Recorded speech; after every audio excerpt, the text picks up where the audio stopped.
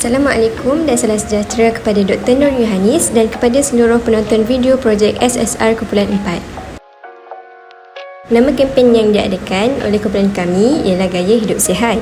Sasaran kempen ini adalah kepada semua lapisan masyarakat.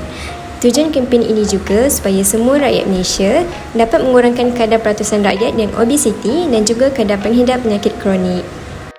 Objektif kempen ini diadakan adalah untuk mengingatkan kepada masyarakat tentang kepentingan mengamalkan gaya hidup sihat dalam kehidupan seharian. Selain itu, menggalakkan masyarakat mengamalkan pemakanan yang sihat dan seimbang. Dan akhir sekali, menyeru kepada masyarakat supaya menjaga kebersihan diri, sekeliling dan juga menjaga kesihatan. Sebelum kita pergi ke perbahasan yang lebih lanjut, apakah yang dimaksudkan dengan gaya hidup sihat?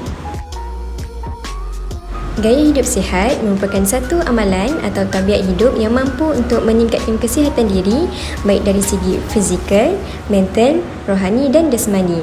Ia juga merupakan sebuah gaya hidup seseorang yang mengamalkan pendekatan ke arah hidup yang lebih aktif dan cergas.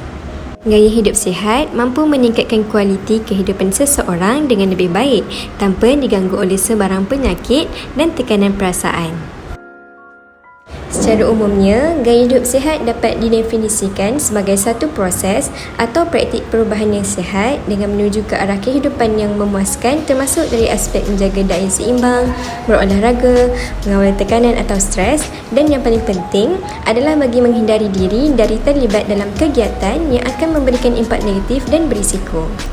Gaya hidup yang sihat ini merangkumi aspek penjagaan rutin pemakanan seharian, penjagaan kebersihan kawasan sekeliling serta melakukan aktiviti sukan dan rekreasi. Pengambilan makanan yang seimbang boleh memberi gabungan tenaga dan zat-zat makanan yang berbeza serta dapat membantu dalam proses penjagaan kesihatan secara am dan mendapatkan tenaga yang mencukupi untuk aktiviti harian. Pengambilan diet yang terdiri daripada pelbagai sumber bijirin, buah-buahan dan sayur-sayuran, daging, ikan, ayam, kekacang dan produk tenusu memenuhi keperluan yang penting untuk fungsi badan anda.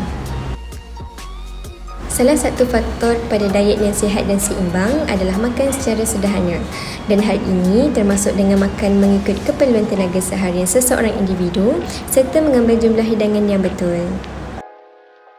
Pada bahagian ini, kita dapat mengetahui panduan saiz hidangan yang telah ditetapkan bagi membantu pengamalan gaya hidup yang sihat. Jaga kebersihan diri dan persekitaran merupakan perkara yang penting dilakukan oleh setiap individu. Perkara asas seperti mandi, menggosok gigi, menggunakan pakaian bersih dan kemas serta mendapatkan tidur atau rehat yang cukup adalah mustahab untuk diamalkan. Cara-cara menjaga kebersihan diri adalah mandi dan menggosok gigi sekurang-kurangnya 2 kali sehari, sentiasa amalkan etika membasuh tangan. Cara-cara menjaga kebersihan persekitaran pula, mulakan dari dalam rumah sendiri dan amalkan rutin penjagaan kebersihan secara berkala. Aktiviti sukan dan rekreasi merupakan salah satu amalan gaya hidup sihat yang penting untuk kesihatan fizikal seseorang. Setiap di antara kita hanya perlu meluangkan masa sekurang-kurangnya 30 minit sehari untuk beriadah atau bersukan mengikut kemampuan masing-masing. Sebenarnya, senaman adalah penting untuk kesihatan fizikal dan menyihatkan tubuh badan semua orang, tidak mengira usia. Selain daripada membantu mengawal berat badan anda, menjadi aktif juga boleh membantu mengawal dan menurunkan risiko anda mendapat tekanan darah tinggi, kolesterol tinggi, diabetes dan penyakit jantung.